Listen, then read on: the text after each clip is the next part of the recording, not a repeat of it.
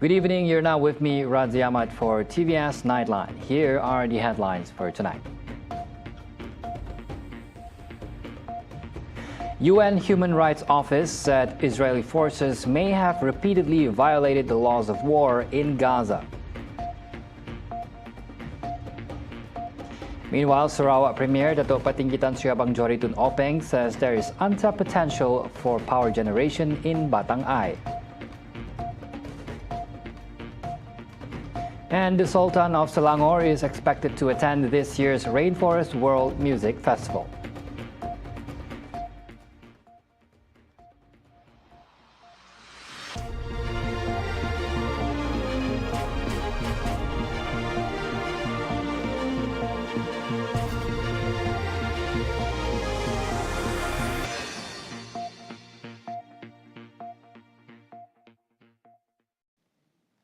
The UN Human Rights Office said on Wednesday that Israeli forces may have repeatedly violated the laws of war and failed to distinguish between civilians and fighters in the Gaza conflict.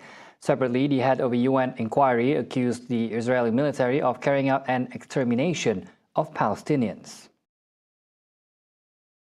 In a separate meeting of the UN Human Rights Council in Geneva, the head of a UN Commission of Inquiry, Navi Pillay, said perpetrators of abuses in the conflict must be brought to account. She repeated findings from a report published last week that both Hamas and Israel have committed war crimes, but said that Israel alone was responsible for the most serious abuses under international law known as crimes against humanity.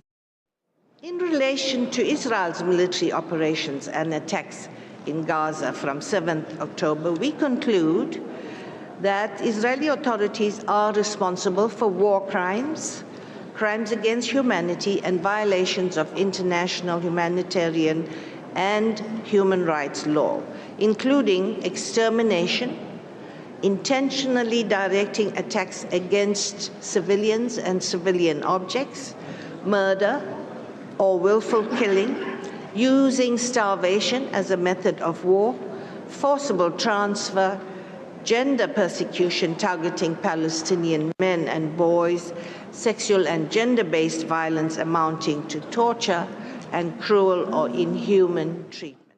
Israel, which does not typically cooperate with the inquiry and allege an anti-Israel bias, chose the mother of a hostage to speak on its behalf and criticized the report on the grounds that it did not give due attention to hostages taken by Hamas on October 7. The enforced disappearance of the hostages by Hamas constitute cruel and inhuman treatment, both to the hostages and to their family members. This reality was completely overlooked by the Commission of Inquiry. Commissioner Chris Sidati later told reporters that its findings, which are being shared with the International Criminal Court, showed that Israel was one of the most criminal armies in the world. He said the inquiry, which aims to investigate the treatment of hostages, as well as that of thousands of Palestinian detainees in Israeli jails, had so far been hindered by Israel. The fact that the person who represented the State of Israel was the mother of a hostage is also extremely important. You know, that was the first time we've had an opportunity to talk and hear directly, face to face, from one of the family members of hostages. We hope desperately that we can have further contact with Ms. Gonen and members of her family and hostages who have been released. We have asked repeatedly for that. We have called for it in public statements. The only thing standing between that occurring and us being able to gather the evidence is the obstruction coming from the State of Israel.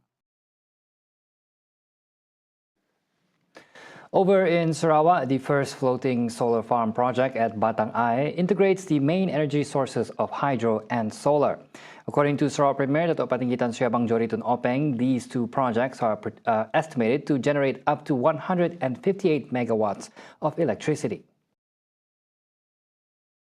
Kalau ini siap, Batang akan mengeluarkan 158 megawatt hidro dan solar. Ini menjadi satu kawasan yang pertama di Malaysia yang mengeluarkan hidro dan juga solar. He said this during a press conference following his visit to the floating solar panel project at Batang Ai. Commenting further, Abang Johari said the floating solar panels at Batang Ai cover an area of 86 hectares, which constitutes only 2% of the total area of Batang Ai, approximately 8,500 hectares. Given the available space, Sarawak has a big potential to further expand its floating solar energy generation. Jadi sudah ada ruang untuk kita menambah lagi penjanaan tenaga yang menggunakan solar. Saya membuat calculation saya sendiri. Kalau kita menggunakan hanya 60%, 60% of 8,500 hektar, 60% saja. Potensi keluaran tenaga melalui solar lebih kurang 2 gigawatt, 2,000 megawatt. He further said that they have partnered with Sarawak Energy Berhad to maximize the use of the Batang Ai area by boosting investments with foreign companies. The floating solar farm project in Batang Ai has now surpassed 30% completion. Sarawak Premier Dato' Patinggi Tan Sri Abang Johari Tun Openg announced that this project, which makes Batang Ai the first area in Malaysia to generate 2 types of renewable energy in a hybrid system, is nearing completion. Oktober 2024. Bermakna tinggal dah bulan 6 dah 7 dah. Si berasa. 7, 8, 9, 4 bulan ni. Sikit kita langgar tadi nampaknya Datuk cepat daripada hidro. Kita mula hidro lama. Tapi solar tu cepat.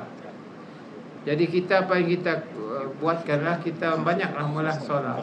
Saya langgar solar tu yang pun teknologinya cepat membangun.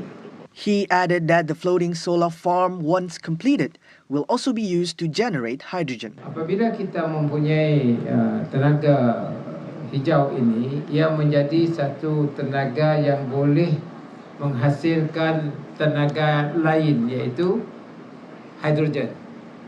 Sekarang ada konsep apa disebut sebagai power to G, P to G to P. P to G to P, power to gas to power. Makna dia renewable energy for you to produce gas, and that gas as a feedstock to produce power. That is kita pun baru ini. Jadi maknanya kalau kita ada tenaga renewable, kita mengeluarkan hidrogen.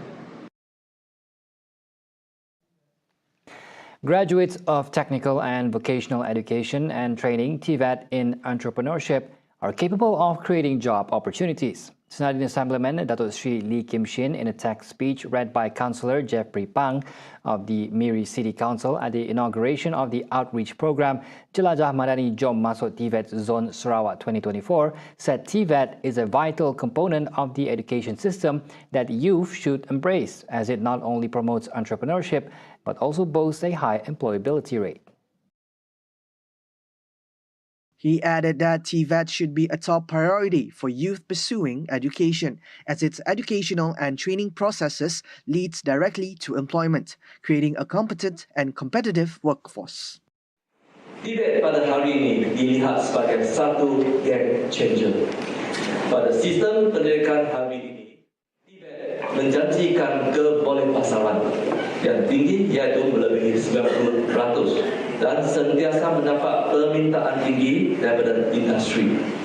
Di samping itu, TVET juga mampu menghasilkan job creator, di mana lepasan TVET yang telah menjadi usahawan dapat menawarkan peluang pekerjaan kepada komuniti masyarakat dan juga lepasan TVET. He further noted that the post-COVID-19 2030 development strategy emphasized a 20% increase in TVET student enrollment, identifying them as the key assets in economic development. Meanwhile, the program featured 40 exhibitors, including TVET training providers, industries, and public and private agencies. Activities include job interview programs conducted by 20 leading agencies and companies in Miri, as well as exhibitions by TVET training providers. The Yayasan Peneraju Talent Bank aims to develop 10,000 high-impact leadership talents, especially Bumiputra individuals, by the year 2030. Its Chief Executive Officer Ibrahim Sani said that of this number, the talent bank aims to develop 5,000 professional leaders, 4,000 business leaders, and 1,000 community leaders.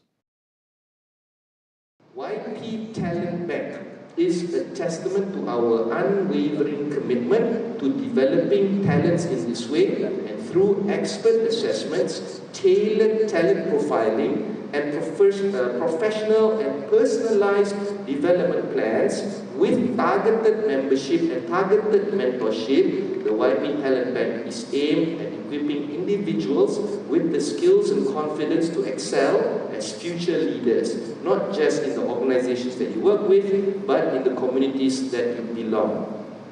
He said this at the launching of the Peneraju Talent Bank Foundation in Kuching earlier today, officiated by the Deputy Economy Minister, Dato' Hanifah Hajataib.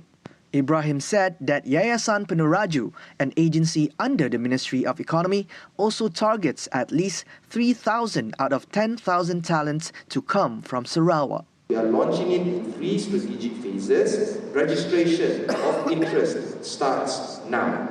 Phase 1 will kick off by first quarter of next year, and the full phase of YP Talent Bank will begin in the first quarter of 2026. I extend warm invitation to all our Bumiputra individuals who aspire to become future leaders to join us in this unparalleled journey. So let's. For more information about YP Talent Bank and register for its program, please visit peneraju.org. The 2024 Rainforest World Music Festival, RWMF, Sarawak's premier music festival, is set to feature the theme Evolution and is organized with support from 16 partner agencies and companies. The continued support from these partners not only elevates Sarawak's global profile, but also promotes it as a state that celebrates cultural diversity in tourism. Deputy Minister of Tourism, Creative Industry and Performing Arts Sarawak, Datuk Sebastian Ting Chu Yu, announced that the festival successfully attracts both domestic and international tourists every year. This year's edition of RWMF is expected to have the honor and privilege of hosting the Sultan of Selangor, Sultan Sharafuddin Idris Shah.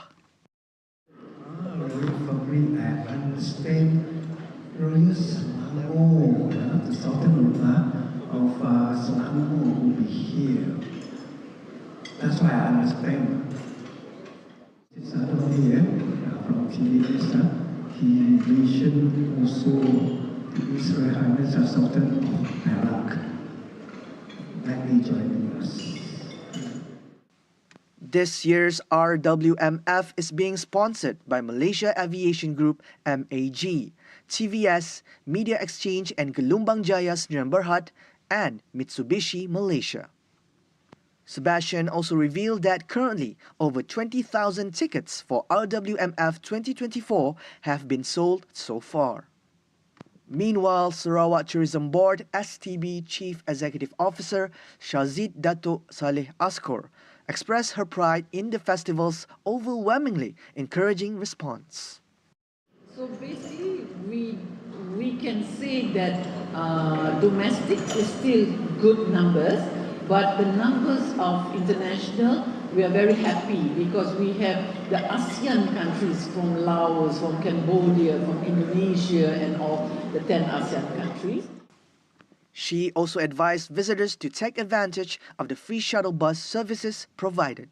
RWMF 2024 is scheduled to take place from June 28th to 30th at the Sarawak Cultural Village. CEO Insights is an initiative designed to develop future pharmacists, organized as a special program by University Technology Mara UITM. The program offers a unique opportunity to bridge the gap between academia and industry, providing invaluable benefits to pharmacy degree students and industry leaders.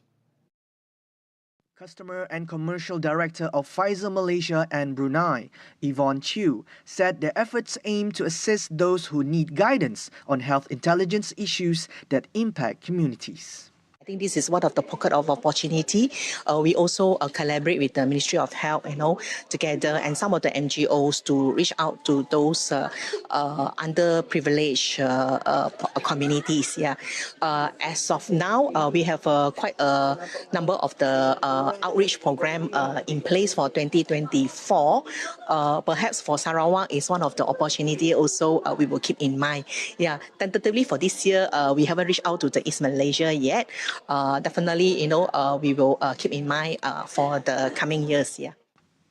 She was met by reporters after the CEO Insights event at UITM Puncak Alam on Wednesday. Yvonne added that the initiatives by the Faculty of Pharmacy are crucial for students to gain in-depth knowledge of the pharmaceutical industry. She encouraged Sarawak's youth to explore this field and consider it as a prime career option. Meanwhile, Ravi Subramaniam, the Community Experience Director of Pfizer Malaysia, said the program provides a platform for students and industry professionals to share insights, helping students become more inclined towards pharmacy. Malaysia has got tremendous potential in terms of talent, and I see a strong opportunity between industry and academia to work together for talent development. Like today's engagement with the students at UITM here in Selangor was instrumental in bringing corporate and student associations together from a talent perspective. We spoke a great deal on careers, opportunities above and beyond the traditional careers. So it was a very inspiring engagement today. A total of 400 students participated in the program.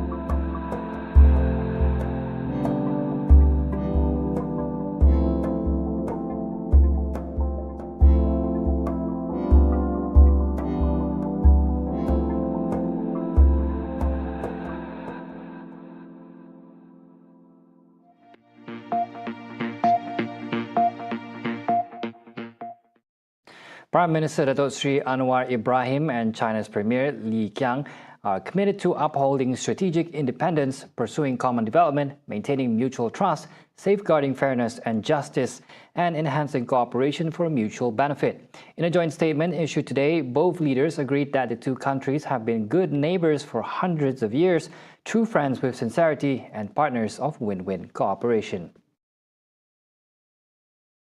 Since the establishment of diplomatic relations on 31st May 1974, especially the establishment of the Comprehensive Strategic Partnership in 2013, the bilateral relations have been continuously improved, delivered important benefits to its people, and provided an impetus for their development and stability. The joint statement said the two leaders will commit to promoting an equal and orderly multipolar world and universally beneficial and inclusive economic globalization.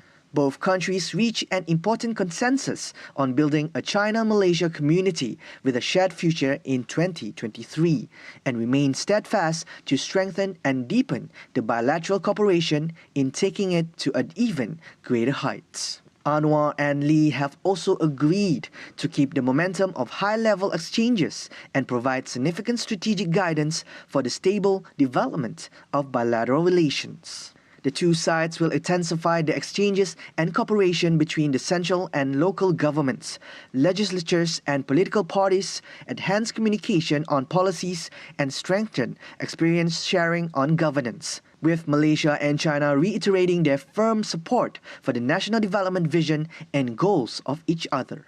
The statement added that Malaysia and China firmly support each other in safeguarding national sovereignty, security, and territorial integrity, and adhere to the principle of non-interference in other countries' internal affairs. Lee departed for home today after concluding a 3-day official visit to Malaysia. Malaysia aims to strengthen the message of unity and broader prosperity within the ASEAN family through its participation in Expo 2025 in Osaka, Japan. Deputy Prime Minister Datuk Sri Fadillah Yusof said the coming year holds promise for Malaysia, as the country will not only showcase itself on the world stage at Expo 2025, but also assume the esteemed role of ASEAN chair. I believe our message for greater unity and prosperity as an ASEAN family can also be amplified through Malaysia's participation at Expo 2025. There are indeed core similarities between these two platforms, as both call for collaboration, innovation, and a shared vision for a better future. They underscore the power of unity, highlighting that our diverse perspectives and unique strengths are not obstacles, but rather catalysts to learn, grow, and create something truly extraordinary.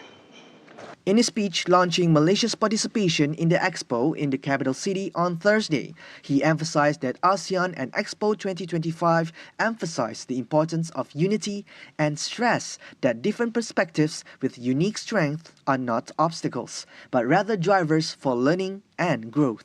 Therefore, he suggested that the region should embrace and implement the spirit of cooperation and shared goals.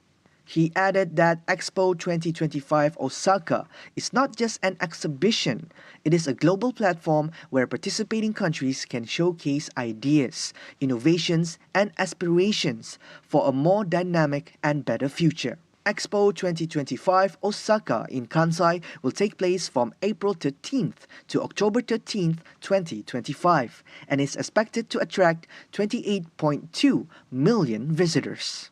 A total of 161 countries and 9 international organizations have confirmed their participation so far.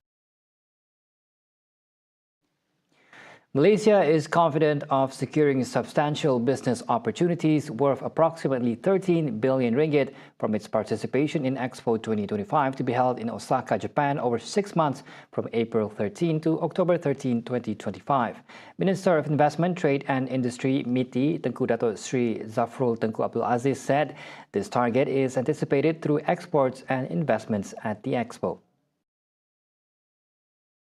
He mentioned that this target also exceeds the 8.3 billion ringgit generated through trade and investment values from Expo 2020 Dubai, held from October 1st, 2021 to March 31st, 2022.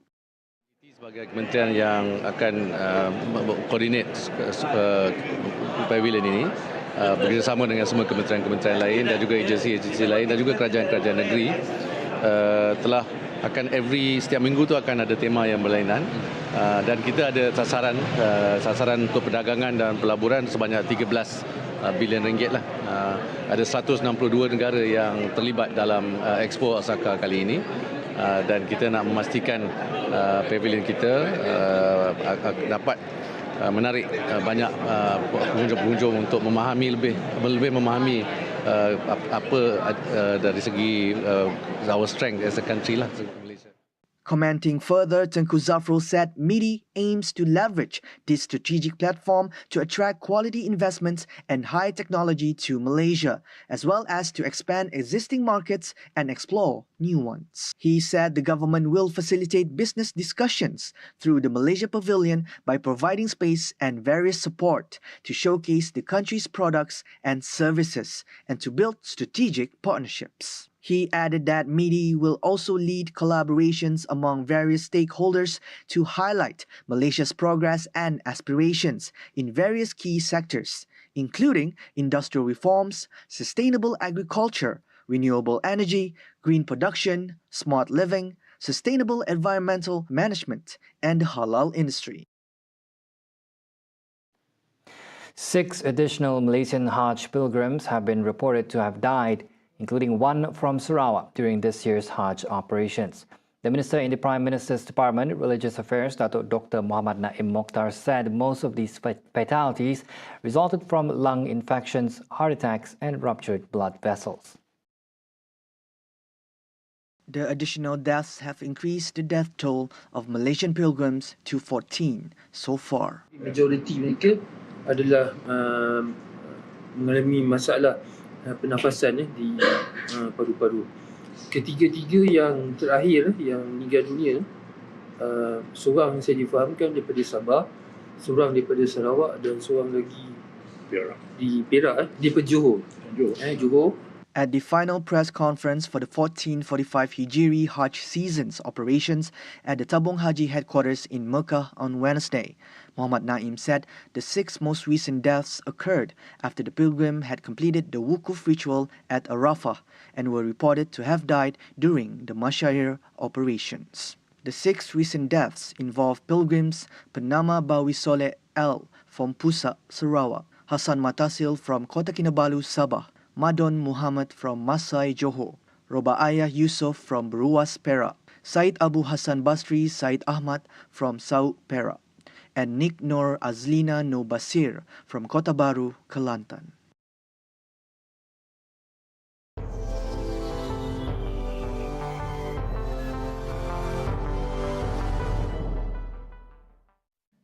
Chinese Coast Guard sailors brandished knives, an axe and other weapons in a clash with Philippine naval vessels near a strategic reef in the South China Sea.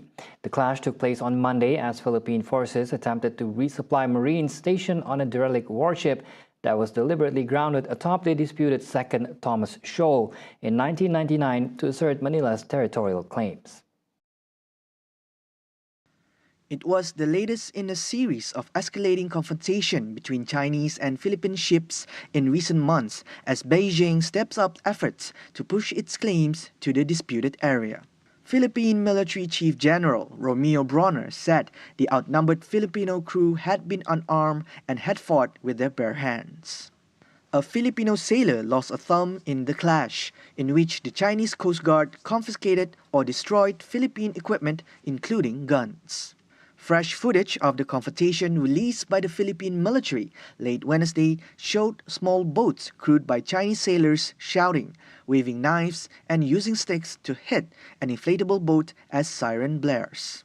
Manila's footage of the clash stands in stark contrast to photos released by Beijing state media on Wednesday, which did not show Chinese forces wielding weapons. See the world closer with TVS as we bring you the latest news updates both locally and internationally. For more headlines anytime, anywhere, just head on to our official website at tvsarawak.my or follow us on our social media platforms at TV Sarawak.